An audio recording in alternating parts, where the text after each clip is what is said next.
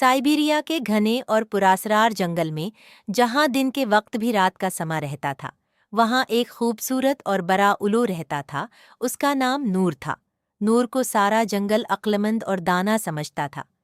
जंगल के तमाम जानवर मुश्किल वक्त में उससे मशूरा करने आते थे। वो हमेशा ऐसा मशूरा देता जो सुनने वाले की परेशानी दूर कर देता था। नूर एक पुराने सनोबर के दरख्त की खुआ में रहता था। लेकिन जब वो बूढ़ा हो गया तो नौजवान होती नस्ल उसका दबे लफ्जों में मजाक उड़ाने लगी थी कि ये तो तन्हाई पसंद है और हर वक्त खामोश रहता है। उसकी अक्लमंदी की सिर्फ कहानियां ही मशहूर हैं, कुछ नहीं करता। नौजवान लोमड़ी ज्यादा गुस्ताख थी।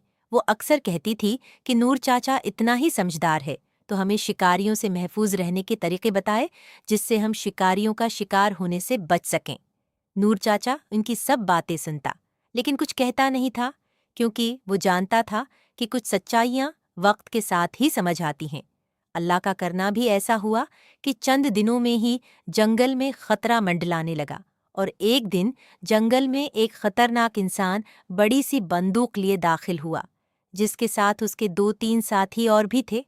वो दरख्तों में छिपे जानवरों को निशाना बना रहे थे। जानवर डर कर इधर उधर भाग रहे थे।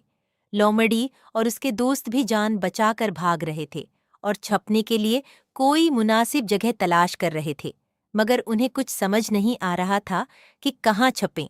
आतने में उन्हें बूढ़े उल्लू की गूंजदार आवाज सुनाई दी, जो उन्हें सनौबर के दरख्त की जड़ों में छपने का मशूरा दे रहा था।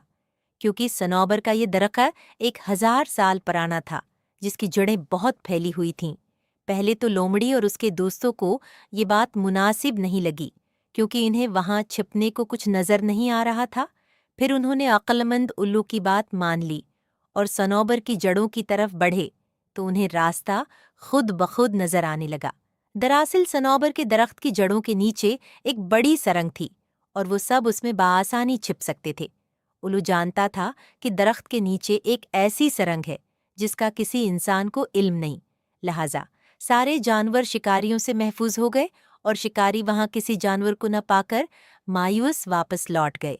जब सब कुछ ठीक हो गया तो गुस्ताख लोमड़ी और उसके दोस्त बाहर आए और बूढ़े उल्लू से कही गई अपनी बातों के लिए बहुत शर्मिंदा हुए कि उन्होंने उल्लू की अक्ल पर शक किया था, जिसने आज उनकी जान बचाई। लोमड़ी बोली, हम आपसे बहुत शर्मिंदा हैं कि हमने आपकी अक्ल पर शक किया, लेकिन अब हम समझ गए हैं कि बड़े हमेशा सही बात करते हैं, और आज हम समझ गए हैं कि अक्लमंदी ज्यादा बोलने में नहीं बल्कि खामोशी में छिपी है। इसीलिए आप किसी से फालतू बात नहीं करते।